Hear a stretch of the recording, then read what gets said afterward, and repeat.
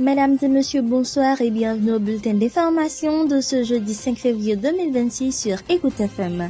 À l'approche du 7 février 2026, date de la fin légale de la transition, le bloc majoritaire du consensus du 21 décembre hausse le ton. Il dénonce une tentative de certains acteurs, avec la complicité de membres du Conseil présidentiel de transition, de se maintenir au pouvoir sous une nouvelle forme institutionnelle.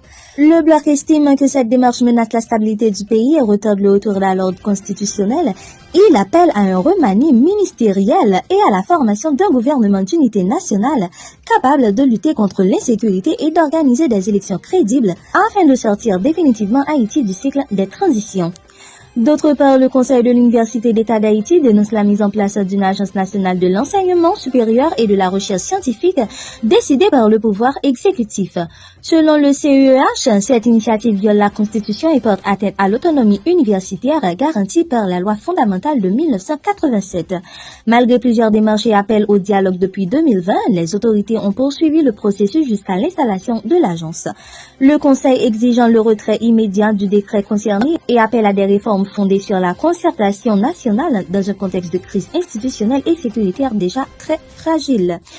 Un séisme de magnitude 4.0 a été enregistré tôt ce jeudi matin à 2h31 en mer près d'Anse-à-Pitre dans le sud-est du pays. L'épicentre a été localisé à quelques kilomètres de la côte, non loin de la frontière avec la République dominicaine, à une profondeur d'environ 9 kilomètres. Selon la protection civile, aucune perte en vie humaine ni dégâts matériels n'a été signalée jusqu'à présent. La secousse a toutefois été ressentie dans plusieurs zones frontalières, provoquant peur et inquiétude chez des habitants surpris par ce tremblement de terre survenu en pleine nuit. Par ailleurs, 7 policiers en service et un agent retraité de la police de Toronto ont été arrêtés dans une vaste affaire de corruption criminelle.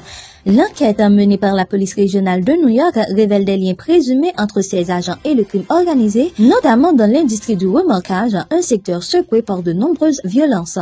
Les suspects font face à de lourdes accusations, allant du trafic de drogue aux fusillades, en passant par l'entrave à la justice et un complot de meurtre. Selon les enquêteurs, des informations policières consultées illégalement auraient été transmises à des criminels. Le premier ministre ontarien Dunford se dit très préoccupé tout en appelant à ne pas perdre confiance dans la police.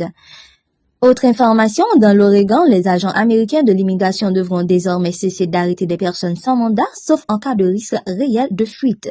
La décision a été rendue mercredi par le juge fédéral Mustafa Kashoubahi dans le cadre d'un recours collectif visant les pratiques du département de la sécurité intérieure.